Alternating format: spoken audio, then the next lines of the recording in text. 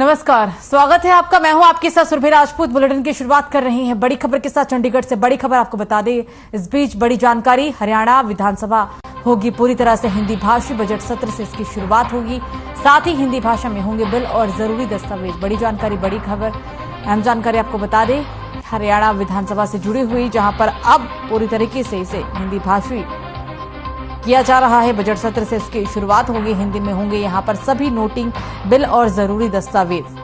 हरियाणा विधानसभा अब पूरी तरह हिंदी भाषी होगी, ये अहम फैसला लिया गया। बजट सत्र से इसकी शुरुआत भी हो जाएगी। साथ ही आपको बता दें कि हिंदी में यहां पर सभी नोटिंग, बिल और जरूरी दस्तावेज होंगे।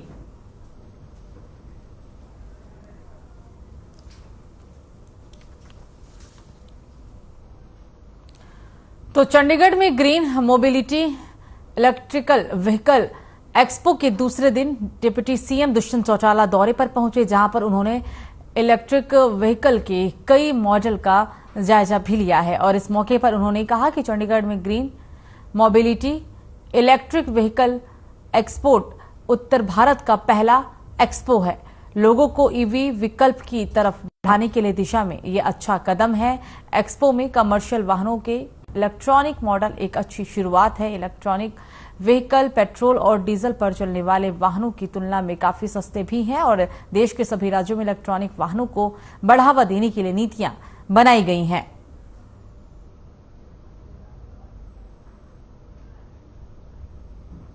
तो चंडीगढ़ में इस एग्जीबिशन में दुष्यंत चौटाला पहुंचे थे। हम आपको ये कार्यक्रम के दौरान की तस्वीरें दिखा रहे हैं। आज इस कार्यक्रम का दूसरा दिन था। इलेक्ट्रिक व्हीकल को लेकर ये एक खास कदम भी माना जा सकता है, जहां पर डिप्टी सीएम दुष्यंत चौटाला पहुंचे। आज इस कार्यक्रम का दूसरा दिन, देश ईवी की तरफ बढ़ रहा है, ये कहना था दुष्यंत चौटाला का।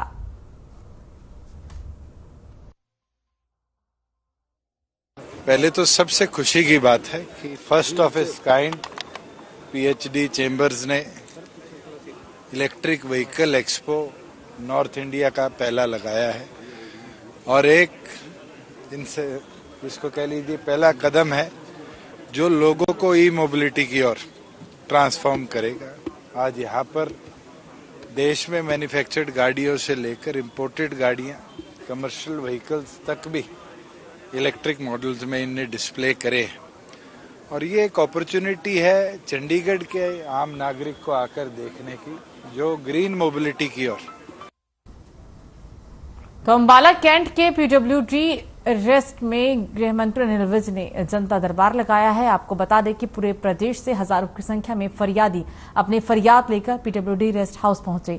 हालांकि पिछले शनिवार को गृह मंत्री अनिल विज की तबीयत खराब होने के चलते जनता दरबार स्थगित कर दिया गया था, लेकिन इसके बावजूद उनके हजारों की संख्या में फरियादी अपनी फरियाद लेकर पीडब्ल्यूडी रेस्ट हाउस पहुंचे थे। जैसे ही गृह मंत्री अनिल विज को इसका पता चला तो उन्होंने अपना स्टाफ भेजकर आए फरियादियों की शिकायतें भी ली और आज एक बार फिर से ज्यादातर समस्याएं पुलिस विभाग से ही जुड़ी हुई पाई गई हैं। पत्रकारों से बात करते हुए गृह मंत्री ने कहा है कि हरियाणा के सभी दूरदराज के इलाकों से लोग अपनी शिकायत लेकर यहां पर आते हैं और हम सबकी शिकायतें सुनते हैं और उनका समाधान भी करते हैं।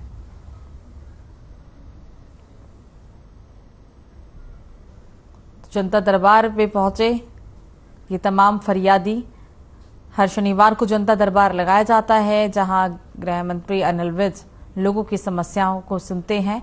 पिछले सप्ताह की तरह भी इस बार भी जनता दरबार लगाया गया। हालांकि पिछले सप्ताह गृह मंत्री की तबीयत काफी खराब थी, लेकिन फिर भी जब फरियादी वहां पहुंचे थे तो अनिल विज ने अपने स्टाफ को उन फरियादियों से शिकायतें लेने को कहा। फरियादियों की शिकायतों को भी सुना गया और साथ ही आज भी जनता दरबार लगाया गया, जहां पर बताया जा रहा है कि ज्यादातर जो समस्याएं थी और जो ज्यादातर शिकायतें थी वो पुलिस विभाग से ही जुड़ी हुई थी।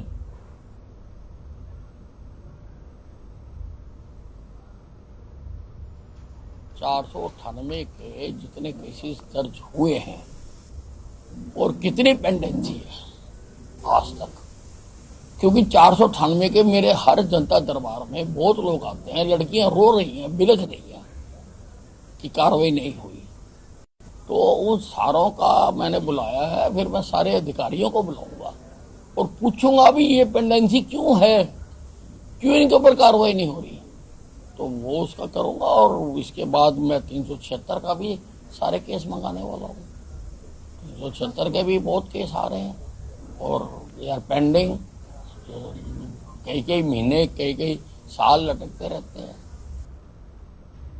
तो कांग्रेस के पूर्व राष्ट्रीय अध्यक्ष ने प्रधानमंत्री को पत्र लिखा है जिसमें कश्मीरी पंडितों की सुरक्षा की मांग की गई है और इस पर हरियाणा के गृह मंत्री ने तंज कसते हुए कहा है कि सब कुछ लुटा के होश में आए तो क्या किया। साथ ही ये भी कहा कि ये सब कुछ तुम्हारा ही तो किया धरा है, जब इनको उखाड़ा जा रहा था तब तुम क्या कर रहे थे। विज ने कहा कि तुमने कश्मीर में वैसे हालात पैदा ही क्यों होने दिए, क्योंकि यह आतंकवाद तुम्हारे ही राज में फैला है। वहीं घरौंडा में खनन रोकने गए डीएसपी को डंपर से कुचलने की कोशिश पर उन्होंने कहा कि जांच हो रही है और फिर सख्त कार्रवाई भी की जाएगी। साथ ही अंबाला जेल में महिला को पैर में गोली लगने के मामले में उन्होंने कहा कि जल्द ही इसकी भी जांच पूरी हो जाएगी।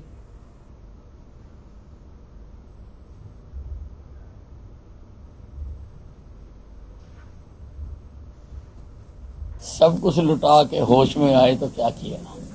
अरे तुम्हारा ही तो करा धरा सारा का सारा। जब उनको उखाड़ा जा रहा था तब तुम क्या कर रहे थे? और तुमने कश्मीर में ये हालात पैदा क्यों होने दिए? Who is responsible for that?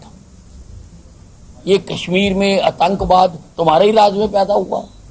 ये आतंकवाद आपका ही बच्चा है, आपने इसको जन्म दिया, आपने इसको पाला पोसा बड़ा किया और इस कदर किया कि वो इतने गुस्ताख हो गए कि उन्होंने अपनी ही माटी से कश्मीरी ब्राह्मणों को उखाड़ उखाड़ के बाहर फेंक दिया।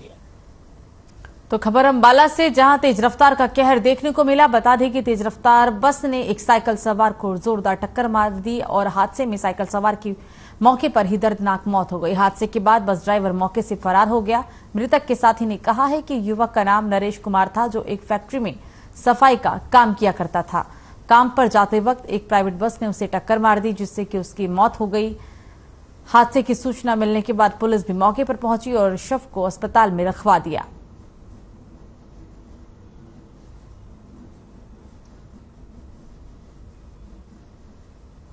ये नरेश कुमार है, बबियाल में रहते हैं रेंट पे किराए पे।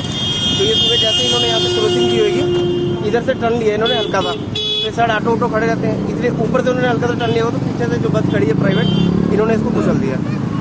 उम्र तो सर इसकी है 56 के करीब। शादीशुदा था सर? शादीशुदा सर, 56 उम्र, 2 बच्चे हैं इनके, वाइफ है इनकी। तो आप कहाँ रहते हैं? मैं बबियाली रहता हूँ। सुबह के टाइम में सीलाल चौक के पास एक एक्सीडेंट हुआ है प्राइवेट बस और साइकिल वाले का। साइकिल सवार की ऑन द स्पॉट डेथ होगी, बॉडी को मोर्चिया हाउस में रखवा दिया और बस वाला बस छोड़ के भाग गया, बस को कब्जे में ले लिया और अब ड्राइवर की गिरफ्तारी करने को पाया। प्राइवेट बस है या अपना अम्बाला कैंट से और नारायणगढ़ के रूट पे चलती है। सर कितनी उम्र थी और शादीशुदा था? फिलहाल अभी तो आइडेंटिफाई करके बॉडी से बाद बता पाएंगे, अब बॉडी रखवा दिया, आगे कार्रवाई करेंगे। तो अंबाला नगर निगम में डोर टू डोर कूड़ा उठाने का काम कर रही एजेंसी का वर्क ऑर्डर खत्म हो चुका है। आपको बता दें कि जिसके चलते कई दिन से घरों के आगे कूड़ा उठाया नहीं गया है। सड़कों पर भी जगह जगह कचरे के ढेर लगे हुए हैं, जिससे कि आम जनता को काफी परेशानी का सामना करना पड़ता है। सड़कों के किनारे खाली पड़े प्लॉटों को डंपिंग यार्ड बना दिया गया है। लोगों का कहना है कि पिछले कई दिनों से उनके घर से कूड़ा नहीं उठ रहा। अब इसका असर गलियों में भी देखने को मिल रहा है। जगह जगह कूड़े के ढेर लगे हुए हैं। लोगों का सड़कों से निकलना अब मुश्किल हो चला है। नगर निगम के सदस्यों का कहना है कि 31 जनवरी को यह टेंडर खत्म हुआ था। उम्मीद करते हैं कि जल्द ही टेंडर फिर वापस होगा। मैडम जी, जब से टेंडर खत्म हुआ ना, टेंडर का तो मुझे पता नहीं, पर लेकिन पिछले 5-7 दिन से कूड़ा बिल्कुल भी नहीं उठ रहा घरों से, ना कोई गाड़ी वाला आ रहा है। और इसके लिए मैं अभी पीछे कंप्लेंट भी करके गया था, अपने एमसी को भी बताया, लेकिन बात वहीं की वहीं है। और इस टाइम क्या है कि जो कूड़ा जो है ना, घरों वालों ने कूड़ा जो सड़कों में बिछा दिया सारा। ऐसा है जी, जो पता लगा है कि यहाँ जो ठेका खत्म हो चुका है डोर टू डोर का, और अम्बाड़ा शहर के अंदर गलियों के अंदर सड़कों के अंदर कूड़ा ही कूड़ा हो रहा है, जिसमें कोई भी सफाई कर्मचारी अब तक नहीं आ रहा और लोग बहुत ज्यादा परेशान है। तो मेरी नगर निगम से निवेदन है कि जल्दी से जल्दी ये जो ठेका है इसको पास कराएं और जो भी सड़कों पे कूड़ा खिलरा हुआ है उसको साफ करवाएं। ये कहना चाहूंगा जी 31 तारीख को डोर टू डोर कूड़े का कलेक्शन खत्म हो गया था, जिसे हमने अधिकारियों से बात की है और वो उन्होंने विश्वास दिलाया कि 10 तारीख को तक डोर टू डोर का टेंडर लग जाएगा और जो समस्या आ रही है ये समस्या नहीं आएगी। मैंने दरोगा जी को कहा है कि अगर नहीं मिलती है तो प्राइवेट ट्रालीज हम अपने पास से करके देंगे, 2-4-10 दिन जितना नहीं लगेगा तो ट्राली पर पर्सनल करा कर देंगे उसको और कूड़ा उठाने का काम किया जाएगा। अधिकारियों की लापरवाही और मनमर्जी, ये कभी टेंडर के कागज गलत निकाल देते हैं, कभी कोई कमी निकाल देते हैं, जबकि कोई कमी नहीं है, सब कुछ ठीक है।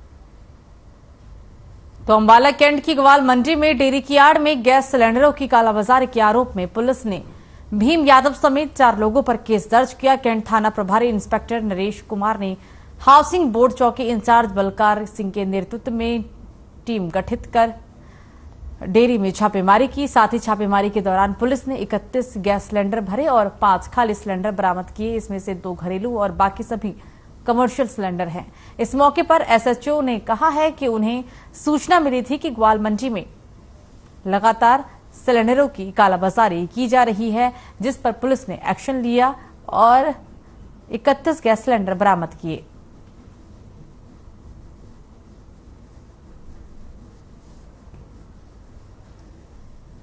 मुझे काफी लंबे समय से सूचना मिल रही थी कि ग्वाल मंडी में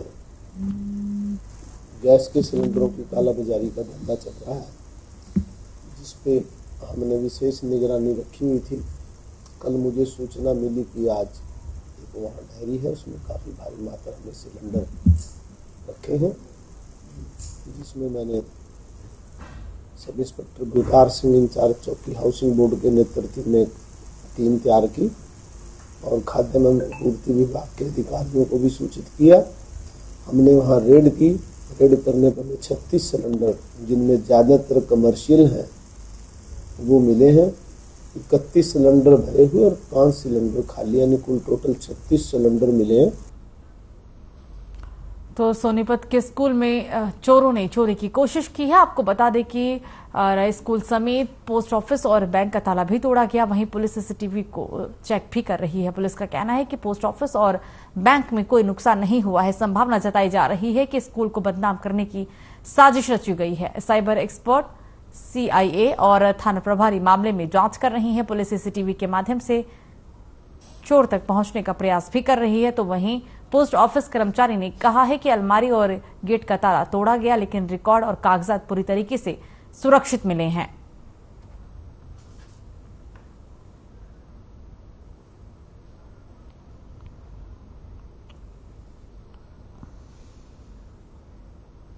पौने 9 बजे आकर देखा गया तो हमारे के नाम है मेन काउंटर के कुंडे, इसके दरवाजे के कुंडे टूटे हुए मिले। फिर मैंने अंदर जाकर देखा तो अलमारी बिल्कुल सेफ थी, हमारा कागजात मेरे कार्ड बिल्कुल सेफ है। आज मैं बैंक वालों का भी ऐसे हुई है, पुलिस आई हुई थी, बैंक के साथ साथ हमने भी पुलिस वालों को शिकायत दे दी। अभी सुबह ही मुझे सूचना मिली है कि यहाँ पे हमारी जो शाखा है MNSSI, यहाँ पे कुछ थेफ्ट अटेम्प्ट हुआ है। तो जब हम आके हमने चेक करा है यहाँ पे तो देखा है शीशा वीशा टूटा है, but I think it's done by some unsocial elements और ये सिर्फ बदनाम करने की साजिश है, क्योंकि पोस्ट ऑफिस है यहाँ पे नियर बाय। वहाँ भी देखा गया कि वहाँ भी कुछ छेड़खानी हुई है, ताले वाले टूटे हुए हैं, बट बाय गॉड ग्रेस की कोई वैसी कैजुअलिटी नहीं हुई है, कोई भी कैश वैश का लॉस नहीं हुआ है। बाकी देखते हैं, भरोसा है पुलिस पे भी। इस सूचना पर हम आए हैं। बैंक का ताला, पोस्ट ऑफिस का ताला और एक ऑफिस का ताला तोड़े हुए हैं। कैमरे देख रहे हैं, उसकी इंक्वायरी कर रहे हैं। बैंक वालों ने और पोस्ट ऑफिस वालों ने अपना चेक कर लिया है, इनका कोई किसी प्रकार का नुकसान नहीं है। किसी ने या तो चोरी का प्रयास किया या इस संस्था को बदनाम करने का प्रयास किया गया। सर तफ्तीश कर रहे हैं। सर कोई टीमें भी बनाई गई हैं इसकी जांच के लिए? इस बारे में मेरे थाने की टीम है और सीआईए टीम है और साइबर एक्सपर्ट की सहायता ले रहे हैं। तो करनाल पुलिस की डिटेक्टिव स्टाफ की एक टीम ने सूचना के आधार पर असंध के वार्ड संख्या 17 में छापेमारी की और इस दौरान 40 किलो 505 ग्राम डोडा पोस्ट के साथ एक युवक को भी धर दबोचा। डिटेक्टिव स्टाफ करनाल की टीम ने आरोपी के खिलाफ एनडीपीएस एक्ट के तहत मुकदमा दर्ज कर कार्रवाई भी शुरू कर दी है। इस संबंध में जानकारी देते हुए टीम के इंचार्ज एएसआई गुरमीत सिंह ने बताया कि प्रारंभिक पूछताछ कर आरोपी ने बताया है कि वो नशे के इस खेप को नीमच मध्य प्रदेश के एक झाबी से लेकर आया था और आरोपी नशे के इस खेप को असंध क्षेत्र में मोटे मुनाफे में बेचना चाहता था। गुरमीत सिंह ने बताया कि आरोपी को अदालत में पेश कर पुलिस रिमांड हासिल किया जाएगा और उससे पूछताछ कर पता लगाया जाएगा कि इस कारोबार में उसके साथ और कौन शामिल हैं।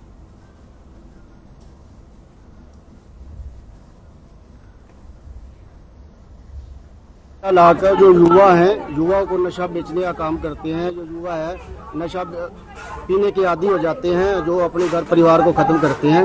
सभी को यही संदेश देना चाहते हैं कि इस नशे से बचे और ऐसा कोई भी काम करता है तो उसकी सूचना पुलिस को दे, ताकि ऐसे काम करने वालों को पकड़ा जाए, जो उनके खिलाफ सख्त कानूनी कार्रवाई की जाए। तो कहाँ पे था इनका घर, कहाँ था? ये इनका संध में था, वार्ड नंबर 17 में, और करीब ये 4 साल से यहाँ संध में रह रहा था। तो अभी इसने कुछ महीने से ये काम कर रहा है। कितना केजी पकड़ा है? ये 40 किलो केजी के आसपास पड़ा है।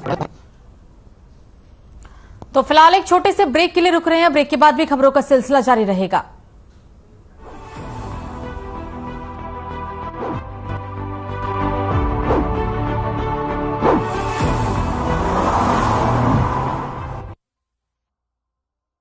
पंजाब है जसप्रीत का ठिकाना, मुंबई है आदर्श का आशियाना, केरल का गोविंद निवासी, कोलकाता में जन्मे है काशी। हर हिंदुस्तानी की शान ARB बियरिंग्स, जोड़े सारा Hindustan. Through constant innovation, the group provides its clients with value-added, environment-friendly products. We are committed to provide quality products and services at optimum cost with the continuous improvement in the quality management system. Producing high-value paper, making us India's largest producer of branded papers, fine papers and packaging broad segments. Focused on customers in all our operations.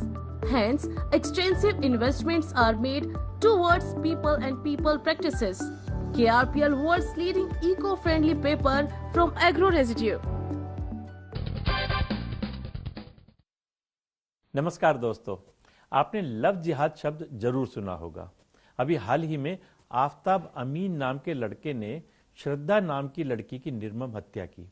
आरी से उसके 35 टुकड़े करके fridge में रखा और फिर 2 महीने तक एक एक करके मेहरौली के जंगल में फेंक दिया ताकि जानवर उसे खा लें।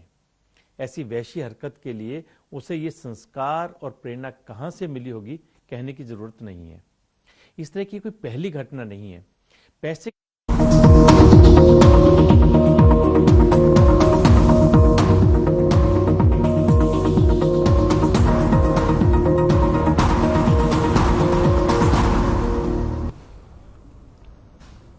तो ब्रेक के बाद एक बार फिर से आप सभी का स्वागत है। खबरों में आगे बढ़ेंगे। कोसली विधायक लक्ष्मण सिंह यादव का 63वां जन्मदिन रेवाड़ी में धूमधाम के साथ मनाया गया। रेवाड़ी के वाल्मीकि समाज व कई सामाजिक संस्थानों की ओर से देशभक्ति गीतों के साथ जन्मदिन धूमधाम के साथ मनाया गया है और साथ ही अनेक कलाकारों के साथ केक काटकर विधायक लक्ष्मण सिंह ने भी तेरी मिट्टी विच मिल जावा, फूल बनके खिल जावा, इतनी सी है दिल की आरजू सुनाकर समा को बांध दिया। साथ ही आपको बता दें कि इस मौके पर उपस्थित नगर परिषद के साथ जन्मदिन के साथ साथ 2024 में बीजेपी सरकार में मंत्री बनने की भी शुभकामनाएं दी हैं।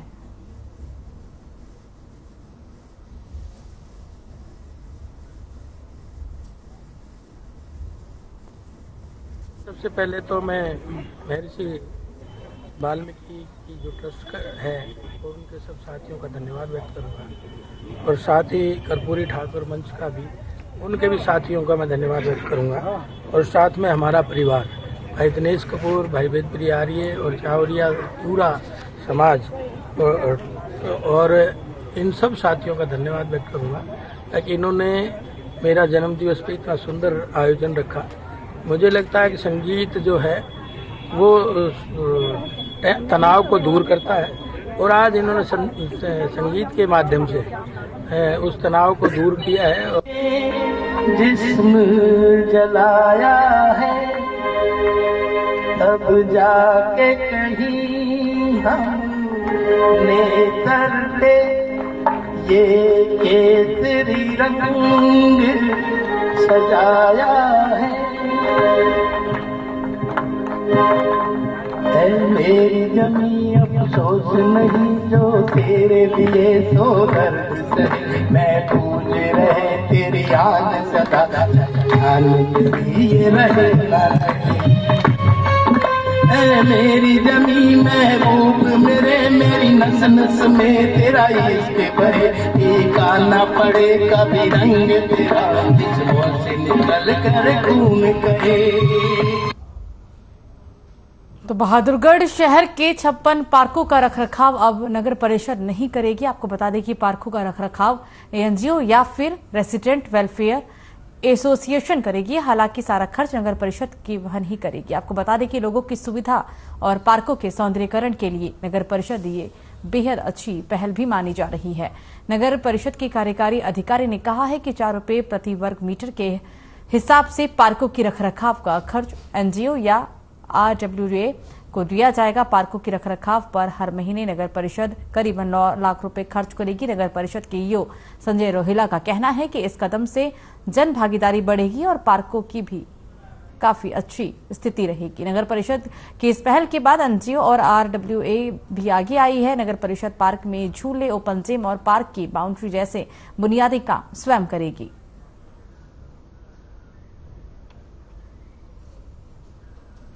सरकार की तरफ से, डायरेक्टर की तरफ से हमारे पास जो दिशा निर्देश और गाइडलाइन प्राप्त हुई है, तो उसके अकॉर्डिंगली हम अपने एमसी एरिया के जो पार्क है, लगभग 56 पार्क है हमारे यहाँ, और उसके बाद 2 लाख स्क्वायर मीटर के आसपास का एरिया बनता है उसमें।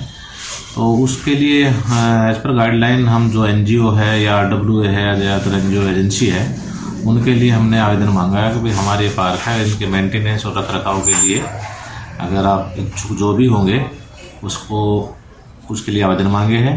नगर परिषद ये RWA और एनजीओ को ये काम सौंप रही है कि इन पार्कों की मेंटेनेंस का, इसको रख रखाव करने का। ये बहुत अच्छी पहल है नगर परिषद की, वो खुद नहीं सक्षम है। RWA एनजीओ पहले से लोगों की भलाई के लिए काम करते आए हैं। यहाँ अभी घास उखड़ी पड़ी है, दीवार है नहीं पार्क की, झूले टूटे पड़े हैं, तो पार्क तो ये रहा ही नहीं। अगर ये अब किसी के उसमें आ जाएगा मॉनिटरिंग में तो बहुत अच्छा काम हो जाएगा, इसको हम बहुत बेहतर बना पाएंगे। इससे शहर सुंदर होगा और अच्छा दिखेगा। तो फेमस डांसर और big boss 11 fame Sapna Chaudhary personal life की वजह से अक्सर चर्चों में रहती हैं। आपको बता दें कि एक बार फिर से वो मुश्किलों में फंसती हुई नजर आ रही हैं, क्योंकि उनकी भाभी ने उनके खिलाफ केस दर्ज करवाया है। सपना उनके भाई कर्ण और मां नीलम के खिलाफ पलवल के महिला थाने में दहेज, मारपीट सहित गंभीर धाराओं में मुकदमा दर्ज किया गया। आरोप है कि दहेज में क्रेटा कार की मांग की गई थी। फिलहाल पुलिस ने मामले की जांच पड़ताल शुरू कर दी है। हालांकि 1 हफ्ता बीत जाने के बावजूद भी किसी की गिरफ्तारी अभी तक नहीं हुई है। ये है सर, हमारे पास कंप्लेंट प्राप्त हुई है पलवल से। हमने उस पर CWCL में काउंसलिंग कराई सर। काउंसलिंग में उनका कोई आपस में कॉम्प्रोमाइज नहीं हुआ। फिर हमने उस पर FIR दर्ज कर ली सर। उसमें करण है, उनके हस्बैंड और उनकी मदर नीलम और उनकी बहन है सपना चौधरी, उनके खिलाफ डोमेस्टिक वायलेंस की FIR दर्ज की है सर। इसमें उन्होंने क्रेटा गाड़ी और मेन क्रेटा गाड़ी की डिमांड की सर। इसमें तस्दीक होगी DSP साहब की, उसके बाद जो भी कार्रवाई होगी सर वो हम आगे FIR में करेंगे। तो फिलहाल खबरों में मुझे दीजिए इजाजत। नमस्कार।